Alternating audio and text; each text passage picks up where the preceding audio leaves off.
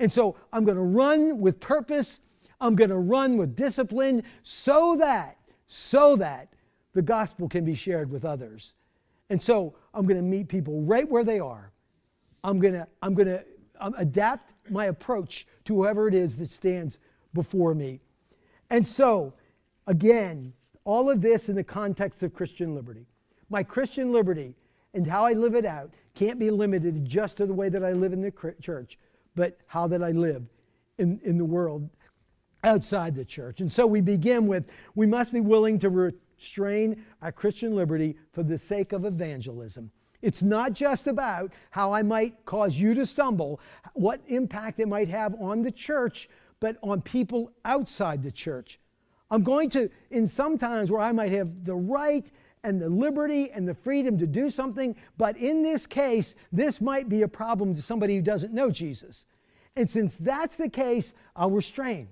I won't do that. Or maybe even we could say I will do that if it's necessary in order to be able to share the gospel with somebody else. And so how do we do that? I want to give us some real practical advice to you this morning on how you can do this in your workplace, on your kids' softball team, in the places that you hang out, where you shop, whatever it might be. How do I practically carry this out? Well, we start with this, and it is to reach some, we must be willing to go outside the church. Outside the church. We have functioned, and when I say we, I mean the church in general, has functioned in this way for years. We've attempted this attractional model of ministry. And what that means is that we want to entice people to come in here on Sunday morning. Now, as I look around this morning, I don't think there's any face I see that has not been here before. I think every one of you have been here prior to. I'm pretty confident of that. And so an attractional model means what? It means I got to get people who aren't here to come in here. And you do that by inviting people, right? You invite family members or friends to come with you to church. But I notice that doesn't happen real frequently. I'm not saying you don't invite them. I'm saying they don't show up with you very frequently. That doesn't happen very often. And so we find that trying to do evangelism only by an attractional model of let's entice people to come in has limited effect, not working real well. And so that means, if we're going to follow Paul's advice here, that if we are going to reach people for Christ, then we need to be willing to go outside the church. Now, how do we do that? Well, you do that every day when you go to work. Maybe even when you go to your home. You are going into the community. Some of you will stop at Betsy's on the way home for dinner today. You're going to go to places where there's unbelieving people, and you have the opportunity in those places to share the gospel or to begin laying the foundation to share the gospel. But that means we need to go outside the church. We need to go where unbelievers are at if we want to reach unbelievers. It has been kind of fruitless to try to use this model of bringing people in. Now, I'll say this. Last weekend we had a wild game dinner. And you know what? I would guess, and maybe Freddie would be able to tell me more precisely, I would guess that half the people that come to the wild game dinner do not come to church here.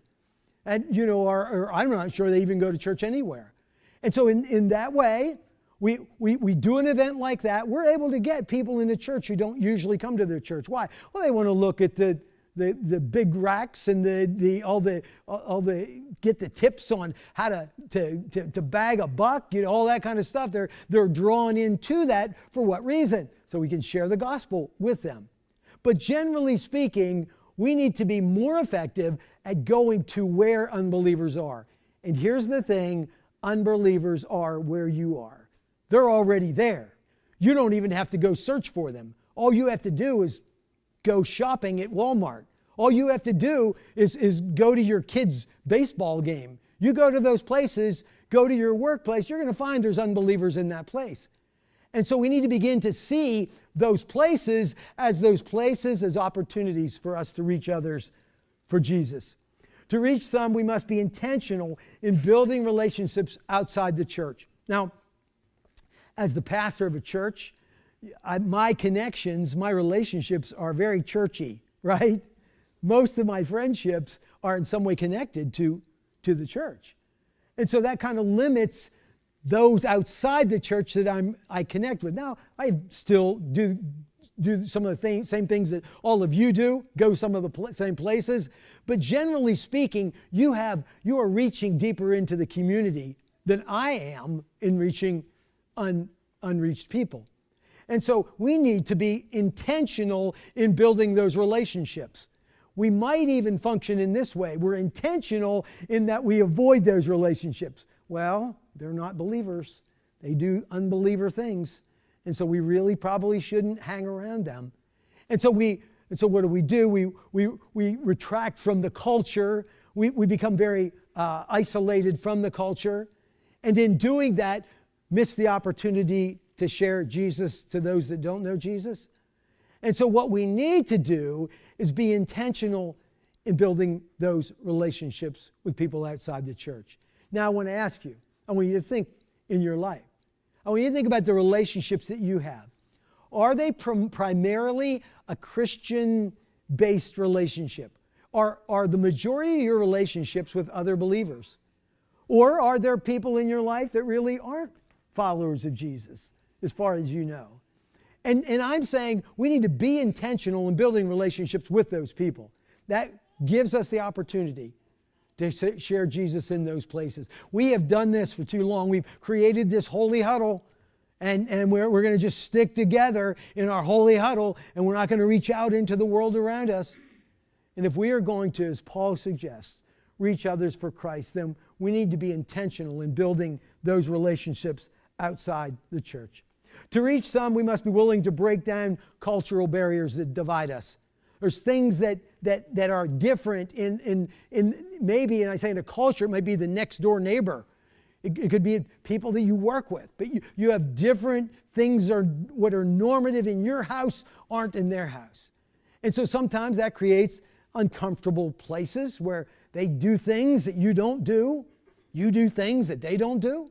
And we have to be willing to kind of work through those things and break those things down. And we'll just give a real simple example of that. When you go to somebody's house and you walk in the house, you want to figure out, most people, the first thing you want to figure out is, do they wear shoes in this house, right? Do you take your shoes off when you go in this house? And how do you know that? How do you determine that when you walk into somebody's house? Well, there's that pile of shoes right by the door there, right? And if you see that pile of shoes up at the door, what do you know? Well, they take their shoes off in this house. And so you take your shoes off there. Other places, well, you don't have pile of shoes. It's free reign. I can wear my boots in the house.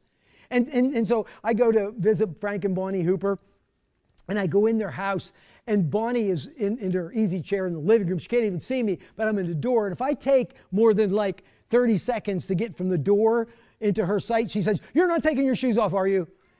And I'm like, "Yeah, I am. But only because I like to take my shoes off.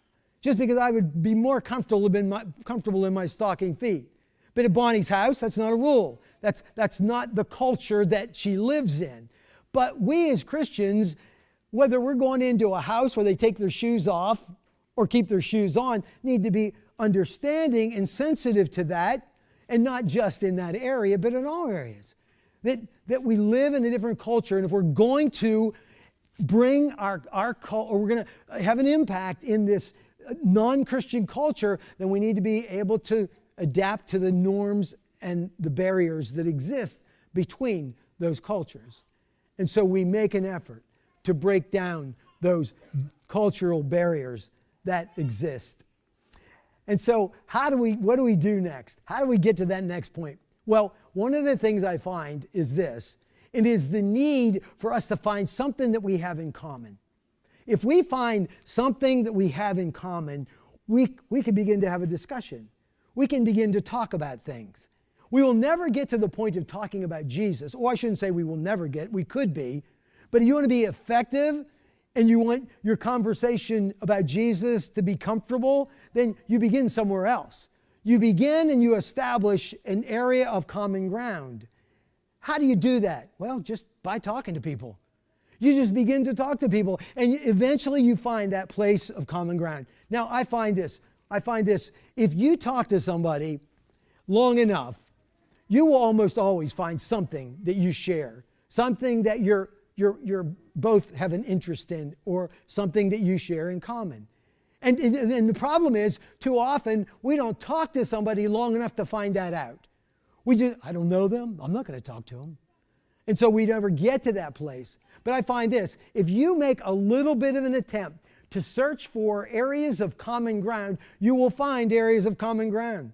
And when you find areas of common ground, you're laying the foundation for future conversations, even if that future is only minutes away. Last fall, Teresa and I went to South Carolina, and we went camping down there with Mark and Karen Kruger, who used to be a part of our church, and they live in South Carolina now. So we were camping at Lake Murray in South Carolina, and there was a guy that was a few campsites down from us, and I started talking to him, and he lived right nearby. Lived right somewhere near Lake Murray there in South Carolina, and was there camping for the weekend. And I said to him, well, I can tell you're not from South Carolina. He had an accent. And he said, yeah, I'm from New Jersey. I said, really? I said, well, I'm from Pennsylvania. He said, well, where in Pennsylvania are you from? I said, Central Pennsylvania. He said, Central Pennsylvania, like Phillipsburg? And I thought, well, that's kind of a weird town to pick, but I said, yeah, close that. I said, a little bit southeast of that. He said, like Huntington? I said, that's exactly it. That's where we're from. He said, I graduated from Juniata College. I said, oh, wow, that's crazy. We start talking, and in the course of our conversation, we find out we know the same people. That he knows people that I know. He's texting people that I know, telling them he just met Danny Mansberger in South Carolina. And so anyway, we finished this conversation, and he tells me that he has a friend with him who went to Juniata with him. He's also from New Jersey, and he went to Juniata College with him, and they'd graduated in the early 70s. And so his friend comes walking over a little later, and we start talking, and he tells me that his grandparents met at Juniata College. I said, oh, that's cool. He said, yeah. He said, though she wasn't from Huntington, she was from Calvin. I'm like, that's where I live. That's where I'm from. I'm from Calvin. He said, that's where my grandmother's from.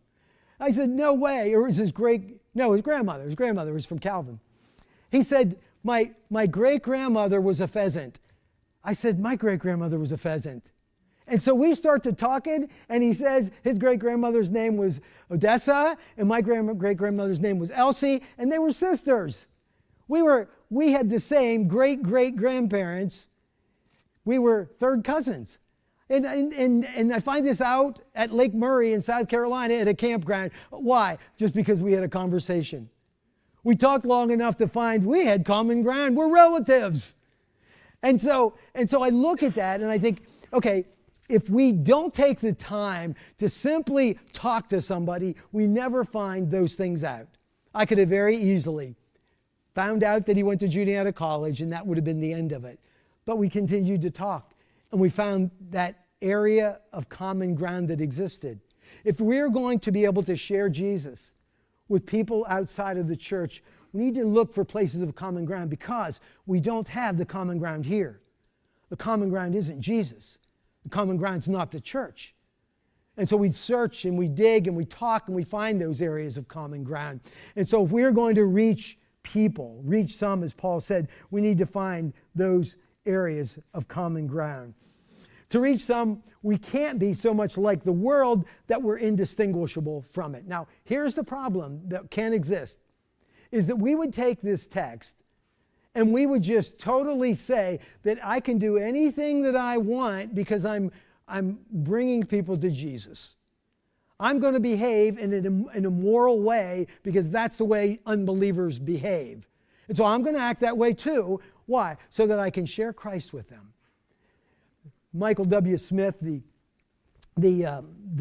worship leader, the songwriter, Michael W. Smith tells a story, his testimony, when he was younger and following Jesus. He would go to parties, and he would be passing the joint around the circle there, sharing Christ with people. He was giving he was talking about Jesus while he was passing the joint around the table. Now, what's the problem with that? Well, he is indistinguishable from the world. Now, he recognizes that. He gives that as a bad example in his life, because he's so much like the world that there's no difference between him and the world. And so if we are going to reach people and we're going to reach people, unbelievers. We can't be acting like unbelievers. We can't be doing immoral things. We can't be behaving in ways that are inconsistent with the gospel. Jesus, right before he was arrested, we have his prayer in John chapter 17. We talk about the Lord's Prayer, but this really probably better represents the Lord's Prayer. And it's John chapter 17 before he's arrested, and he's praying for his disciples, and then he follows that up with a prayer for us, for all future disciples. And here's what he said in verses 15 and 16. I do not ask that you take them out of the world, but that you keep them from the evil one. They are not of the world, just as I am not of the world. You are not of the world, but you are in the world. And Jesus says, I don't want to take them out of the world. I don't want you to remove them from the world. I just don't want them living in the world. And so for us as Christians, as we minister to people who don't know Jesus, who don't have a religious background, we need to understand that. Don't become so much like the world that there is no difference between you and the world. You're going to have no impact if that's the case. And so we live with this understanding of their culture. We live with compassion and understanding, but we don't fall so much into the behavior of the world that you can't tell us apart. And so the danger of that, we must be cautious that we don't move into that area. And so if we do these things, if we build relationships intentionally, if we go outside the church, we're showing love and compassion, we're being understanding, we're breaking down cultural barriers, you know that if we stop there, nobody's going to be saved. You know, people might like you. People might have an appreciation for you and an understanding. Maybe even they might be interested to maybe go somewhere else and see if somebody else can give them a little more information. But nobody's going to be saved because you're a good person around them. Nobody's going to be saved because you are culturally sensitive to the people around you. Something has to happen beyond that. Something has to happen that builds upon that which just happened. And what is that? Well, it's the gospel. It's the gospel of Jesus Christ. And so to reach some, the gospel must be proclaimed. At some point, people need to hear the gospel. They won't be saved apart from that. And so no matter how nice a person you are, no matter how likable you are, no matter how relatable you are, if you don't share Jesus, if you don't share the gospel, no one will be saved. In Romans chapter 1, verse 16, it says, Paul says, for I am not ashamed of the gospel, for it is the power of God for salvation to everyone who believes, to the Jew first and also to the Greek. And so we have to share the truth of the gospel. St. Francis of Assisi is always credited with it. I'm not sure how precise or accurate it is, but there's a quote that says, preach the gospel always, and if necessary, use words. Did you ever hear that? Preach the gospel always, and if necessary, use words. That appeals to me. I like that. But here's the problem. Words are always necessary. The gospel is shared through words. And so at some point, the gospel has to be shared. And so we live in a way that draws people to Jesus, that gives us the opportunity to speak truth into people's lives. But at some point, the gospel has to be spoken to other people. So I want to challenge you, because there is this kind of mentality in the church that the gospel should only be handled by professionals. That if there's somebody in your family that needs to hear the gospel, you're in it hey, Pastor Dan, could you come and share the gospel with my aunt? And that is fine. We could do that. But every one of us as Christians should have a basic understanding, a fundamental ability to just explain the very basic elements of the gospel. And it is that our sin separates us from God. God loves us. And as much as we try to be good and do good things, we can never do enough to please God or earn our way into heaven. So God sent Jesus to come to this earth, to live in perfection, to die on a cross, to take the punishment that I deserved, and then to be resurrected into new life. And if I place my faith in Him and His work on the cross, I too will be saved. That's the gospel in just a nutshell. And every Christian needs to be able to, in a real, basic, fundamental way, explain that to other people. And so if we're going to bring people to know Jesus, we need to be familiar with and able to share the gospel with other people. To reach some, we need to ask God for an all-consuming passion for the lost. When we hear Paul's heart in this, that's what we hear. He is just overwhelmed by a concern and a passion for those that don't know Jesus. And that drives him. That causes him to build relationships. He's going out and he's connecting with people. He's reaching into the lost world because he has a passion for those that don't know Christ. And so for us, if we are going to be effective in this area, we need to ask God for an all-consuming passion for lost people. Now, a little bit of introspection. Is that real for you? Is that true? Do you have an all-consuming passion for lost people? I would say this, that for most of us in the church today, we would say, hey, we pray for lost people, right? We'll maybe include that in our prayers every day, maybe even somebody specifically you know. But would you say that my passion is so great that I'm like Paul here, man, I can't do anything but this because there are people that don't know Jesus. And so this passion that drives us and takes us to that place where we're willing to build relationships with people that maybe you're an introvert, maybe you don't like talking to people, but I care so much about lost people that I'm going to ask for that all-consuming passion for lost people. We also reach some, as Paul concludes this, and he goes back to this race, and here's what he's saying. He's saying, I am keeping my eyes on the finish line. I am looking to the objective that I'm aiming for. What's the objective? It's that people would know Jesus. It's that I could share the gospel. And he's saying, because I'm doing that, because that is my goal, I can do everything that precedes that. How can I build relationships with people outside the church? How can I start conversations? How can I break down cultural barriers? How can I find common ground? He's saying that when I look at that end objective, I can't help but do those things. I'm driven because of the goal that I'm working towards. And that is just that privilege and opportunity to share Jesus with other people. And so if we are going to reach some, we need to keep our eyes focused on the objective. What is your goal? What is it that you're aiming towards in the end? Is it that people will come to know Christ? Is that truly what your end objective is? That drives us, that pushes us, and leads us to that place. And then finally this. If we're going to reach some, we need to discipline ourselves in the area of Christian liberty. Paul says, I discipline myself. You know what? If you're a runner, you know that there's some mornings you wake up, and it's like, I don't really feel like running today, but I'm going to discipline myself because I have this goal. I have this end objective, and since that's the goal, I am going to force myself. I'm going to discipline myself to do this. Living our Christian liberty, living our lives as followers of Jesus requires that we discipline ourselves. We make difficult choices between what we would want to do and what we need to do. And you know what I find is what happens sometimes is this. When it comes to Christian liberty, sometimes we find ourselves in this place.